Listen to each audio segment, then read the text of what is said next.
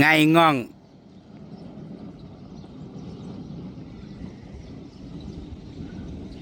โพดโพพี่น้องคือบ้านยายรวยโดนเต็มขี้ฝุ่นบ้านติดถนนแถมยังลมยังมาฟังนี่อีกเด้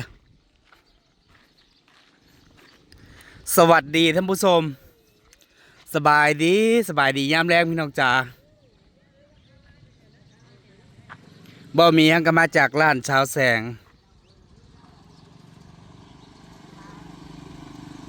สิพากันไปใส่เอาไปเด็ก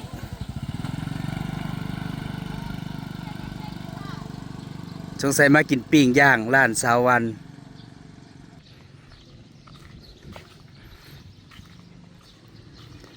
เขามาหาหลานหน่อยท่านผู้ชมว่านอนหรือยังโอ้ยหลานหน่อยยังกินนมอยู่แสดงให้กระตื่นบ่หลานหน่อยยังกินนมพี่น้องจ๋าทำอะไรกินยายรวยยังไม่รู้หนึ่งเขาหังกะสิหนึ่งข้าวสวัสดีพี่น้องหนึ่งเขาต่างเขาไว้หนึ่งข้าวเหนียวท่านผู้ชมนี่ยายรวยหังก็หนึ่งข้าวแรงข้าวเหนียวข้าวเหนียว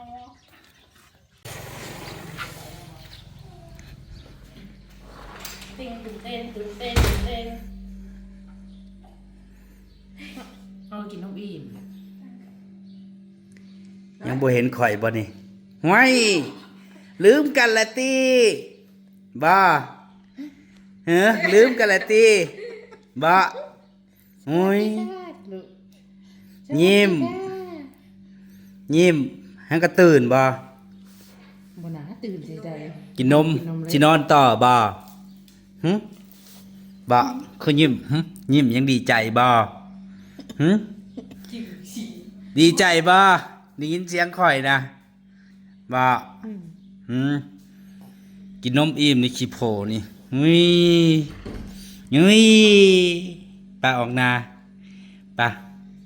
ออกนาแล้วข่อยไปไ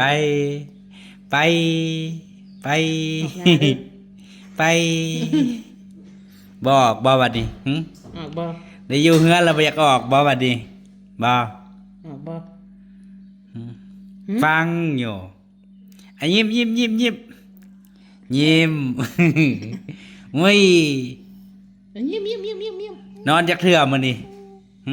จองชามเถื่อป๊าดโธ่พออยู่4 มื้อ5 มื้อนอนมื้อละ2-3 เทื่อเนี่ยคือขี่รถกับไปกับไม้ที่หน่อย3-4 โตนะบอกขี่กับไปกับไม้มามื้อแรกบ่นอนมื้อที่2นอนเทื่อหนึ่งมื้อที่3นอน2 เทื่อพอมื้อที่4ที่5มื้อละ3 เทื่อ4 เทื่อบัดนี้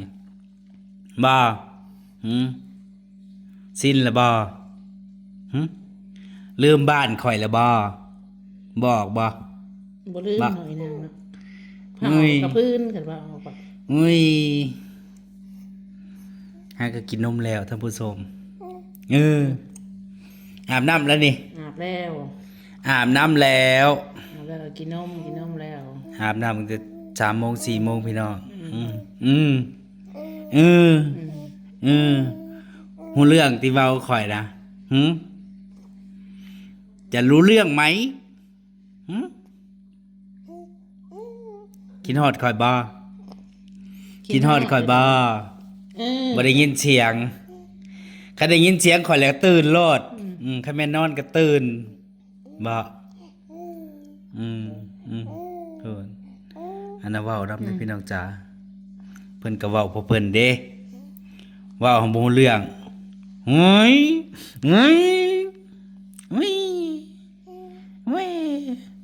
มื้อนี้ได้ยังกินแรงยายรวยเฮ็ดยังกินมื้อนี้โอ้โหชุ่มอ้ายพอดีบ่มีอัน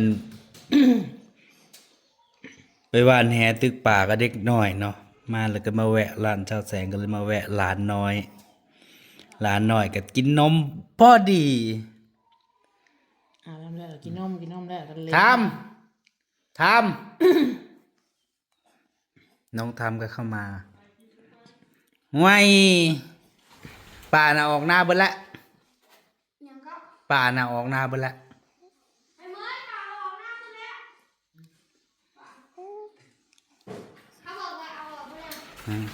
คือบอกมาให้ปลารวยปีกแน่ กินตะไคร้ เนาะ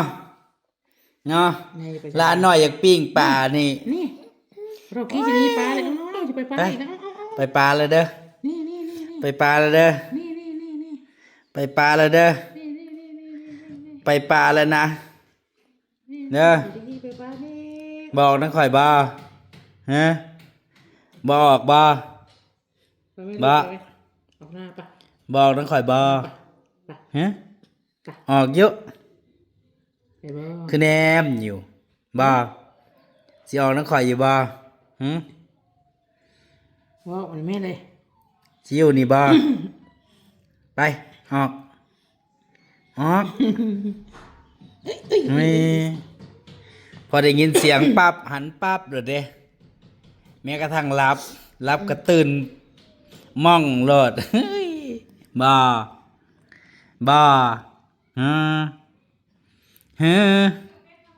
น้องอาลิศ สิพายดีกว่า 3 เดือนกว่าแล้ว3 เดือนกว่าแล้วบ่อืม ปลาจะกลับไปกินน้ำหมด โอ้ยเขาสิไปใส่เขาสิหนีป่าเบิดแล้วเขาหนีป่าเบิดแล้วอยู่นั้นยายรวยเด้อคุณแม่จะหนีป่าแล้วพุ่นเขาสิลงไปกินปิ้งย่างบ่อยู่กับยายรวยอีกแล้วบ่อยากอยู่กับยายรวยบ่ได้อยู่กับยายรวย บ่มีรถมันก็บ่มีฝุ่นนั่นแหละ ขี้ฝุ่นไงง่องอยู่บ่มื้อนี้อยากฮ้อนได้อมื้อนี้เนาะมื้อนี้อยากฮ้อนนี่ห่วย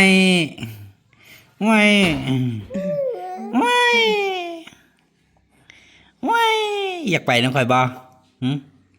อยากไปน้องข่อยบ่แช่ข่อยอุ้มติบ่ให้ข่อยอุ้มบ่บ่อยู่ข่อยหลายซุมื้อจนจำเสียงข่อยได้พอได้ยินเสียงแล้วก็หันปั๊บบ่เพิ่งบ่ได้สินอนบัดนี้เดึกพุ่นแล้วบ่บัดนี้2 ทุ่ม 3 ทุ่ม เด็ก เอ้ย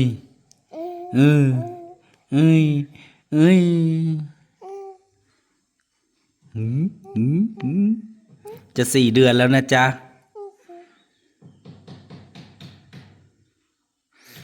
อันนี้3 เดือน1 อาทิตย์พอดีเนาะ8 วันแล้วคือเบิ่งแท้ มันสังกัดจริงๆเลย คือเบิ่งแท้นี่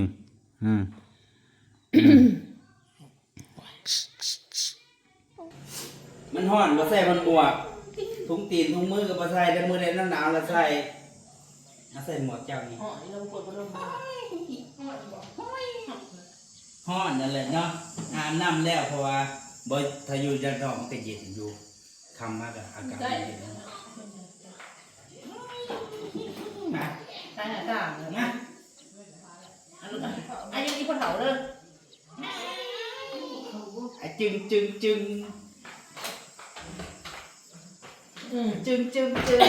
าอีกแล้วยังเก็บกล้องนั่น ห้องมื้อ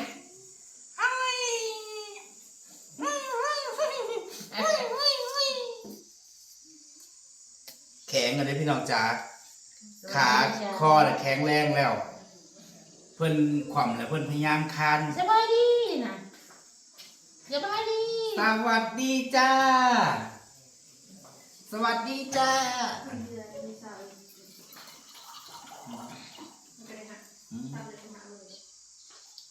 80,000แล้ววันนี้วันที่เช้า เฮ้ย เช้าเท่าไหร่เช้า2จึง มันก็ตกกบ วันจันทร์จะไปฉีดยาแล้ว กี่งอที่กู บ่ฉีดวัคซีนน่ะมันจะมีเข็มที่ไข่บ่ไข่ มันสิมีวัคซีนที่แบบแห้งมันมีหลายระดับเนาะแต่ว่ารอบนี้ก็อาจเพื่อสิไข่บ่จักพอรอบแรก2รอบน่ะมันสิวัคซีนธรรมดาเด้เว้นบ่รอบที่แล้วทีนี้มันแห้งแล้วมันสิไข่มันเจ็บ แต่ว่ารอบนี้ก็เขาอาจจะเริ่มเร่งแบบว่ามันจะนักขึ้นนั่นเองเนาะเตรียมตัวไข่ฉีดทีละ2 เข็มอันนี้ฉีดขา2 เข็มครั้งที่แล้วไข่แตกพี่น้องหายบ้านเราหายเบิดมือมันเจ็บขาแล้วมันตีบ่ได้เนาะตัวแรกๆก็ไม่ได้เป็นอย่างนี่รอบนี้สงสัยเขาสิใส่ยาแห้งขึ้นบ่เขาสิฉีดจนครบ1 ขวบพุ่นน่ะฉีดแขนฉีดขาเดือนละครั้งรอบเมื่อกี้ฉีดขา2 ข้างตีงบ่ได้หายกระสันกับหน้ามาการไว้บ่เขาเจ้าว่าหยังนะประคบน้ำแข็งสมบอกเนาะเขาเจ้าแนะนำให้ประคบน้ำแข็งนี่พรุ่งนี้วันอาทิตย์วันจันทร์ก็ไปฉีดยาไปฉีดอยู่ในอันนี้แล้วว่าศาลาหมออนามัยประจำบ้านอีตามดอีตามดแมวว่ากระโตกกลมๆซะตัวใหญ่ได้พี่น้องจ้าแขกขานี่ดึงดังแล้วเขาเลือกเป็น6 โลเขาเลือกไปได้แต่กายโพมน้อยนึงเขาเลือกไปหัวเข่าจนแดงไม่เห็นข่อยอยู่นี่เห็นข่อยเยอะหนักของมันฮอดมันเริ่มฮอดแล้วนี่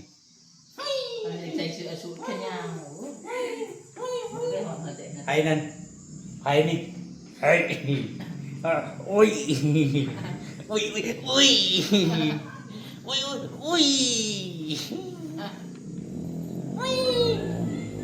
บ้าเวทข่อยเบิ้ลมือได้พอดี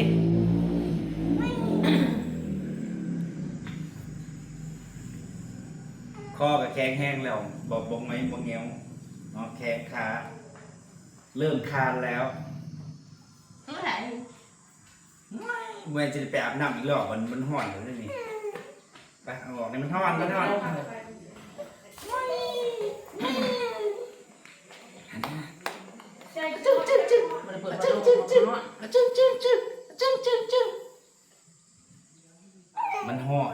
ขนาดข่อยยังห่อนเดี๋ยวอยู่ด้านนอกมันก็เย็นอยู่ตึงนั่งอยู่แน่ขาดโยกปลาเด้อนั่งเองเด้อจับเอง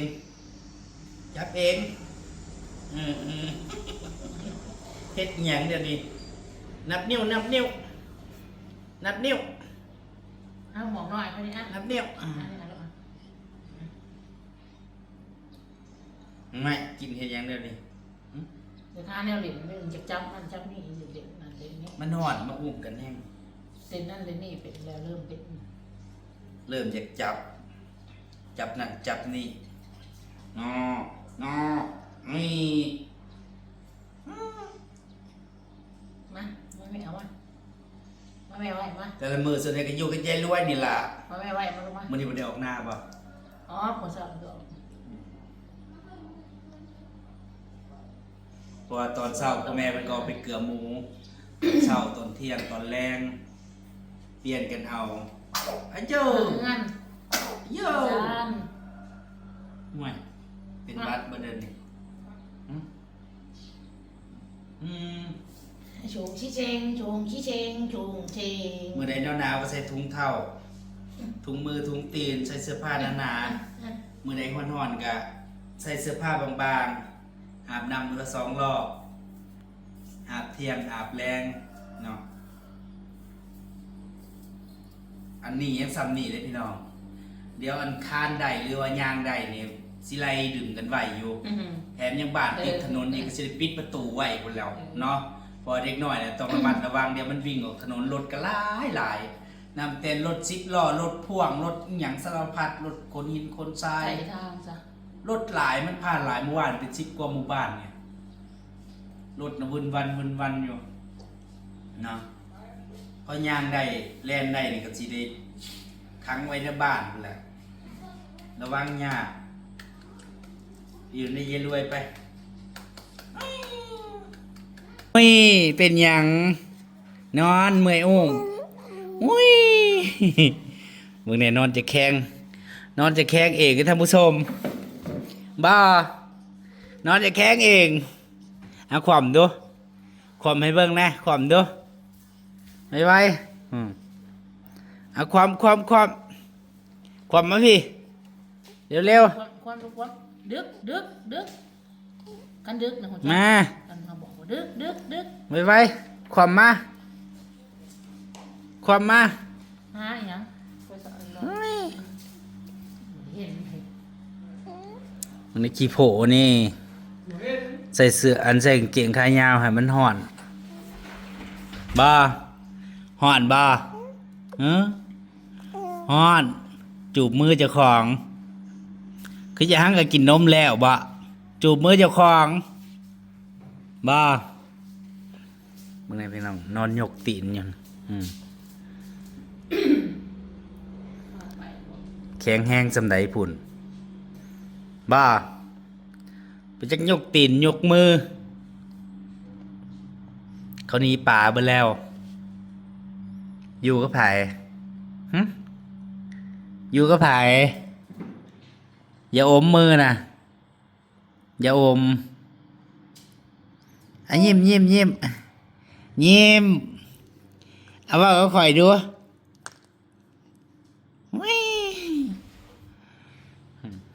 บริธรรมดานะจ๊ะเธอนี้ไม่ธรรมดาจะบอกให้ยกมาทำไมตีนนี่ยกมาทำไม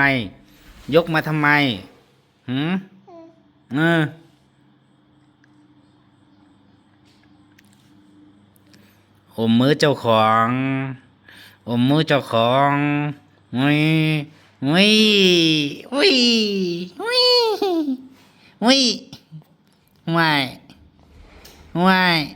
เฮิงบ่ได้สิย่างนะเฮิงบ่ได้สิย่างเฮิงบ่ได้สิย่าง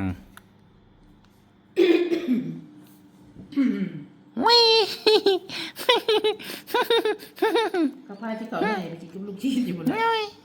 เขาลงไปกินปิ้งย่างอยู่ร้านสวรรค์เบิดแล้ว เขาเลิกพลังนั่นแหละ หนีไปหมดแล้วนายนาง หนีหมดแล้ว คันอุ้มกันเพราะว่ามันฮ้อนพี่น้อง ยังไม่ได้ใครอุ้มเพิ่งคนนี้ไม่ได้คือเก่าเลย คันปลากับพื้นแล้วใครแน่ กันนอนกับคำอยากนอนกับ กอดกันไว้แล้วมันฮ้อน เรียนไปเรียนมากก็รับบ่นี่ในอู่นะ รับบ่อยากนอนแล้วบ่ฮะคืออยากหั่งก็กินนมแล้วบ่อยากนอนแล้ว เมื่อก่อนร้านมันชิห่อนคือเช่นจะมันมัดเนาะ นอน อันนี้นอนจะแข้งเองนะท่านผู้ชมดูดนิ้วมือเจ้าของไม่มึงเนี่ยเล็บเนี่ยยาวแล้วตัดเล็บเด้อเอาความก็ดึกมาปีนมา ดึกลูกดึกเร็วปีนมา ดึกลูกดึกเอาความมา ดึก ความมาความมา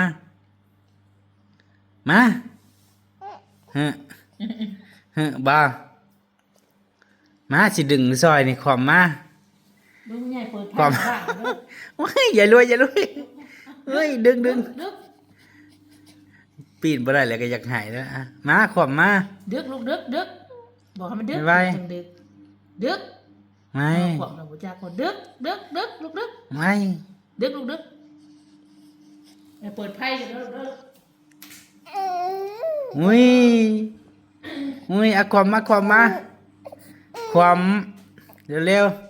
มาสิดึงซอยมาโอ้ยสิตกเตียงยายรวย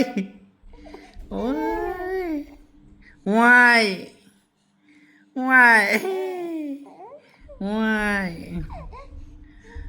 บางเทื่อก็บริยากขวามปรับเบิ่งแน่สิตกเตียงแล้วนี่น่ะอุ้ยอีหยังเดียวนี่ง่ายอุ้ยคานไปบัดนี้คานไปยกก้นขึ้น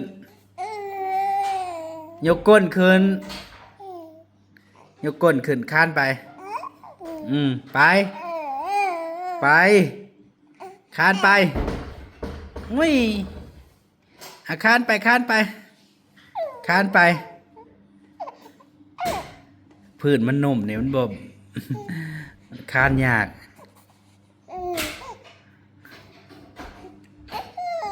ง่อยง่อยเบิ่งในพี่น้องพยายามสิไปเด้วยนี่แต่ว่าก็หันมาแนมอยู่โอ้เอาไปไปไปไปไปว่ายว่ายคานที่ตกเตียงแล้วดิเห็นบ่สิตกเตียงนอนแล้วนี่คานมาอุ้ยอุ้ยสกิ้งตกเตียงแล้วนี่ตกเตียงแท้ๆเอาสิไปใส่บ้าสิไปใส่ ตกเลยลูกตกได้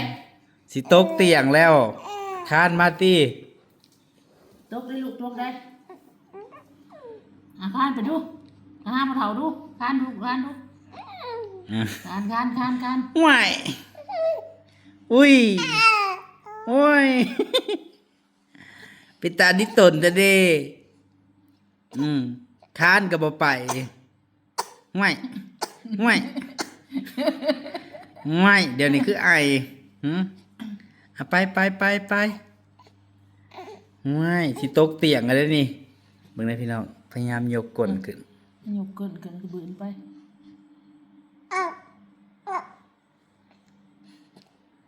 บืนไปบืนไปไปลูกไปไปอุ้ยอุ้ยห่วยสิตกเตียงแล้วนี่เอ้าบืนมานี่ตกเตียงแล้วนี่สิตกเตียงแล้วอันนี้มันนุ่มแล้วมันอันนั้นมันต้องเป็นพื้นแข็งๆปูกับพื้นแข็งๆคือหันมีป้องลุ้นจันป้องไปพยายามกุมดึงนะจ๊ะ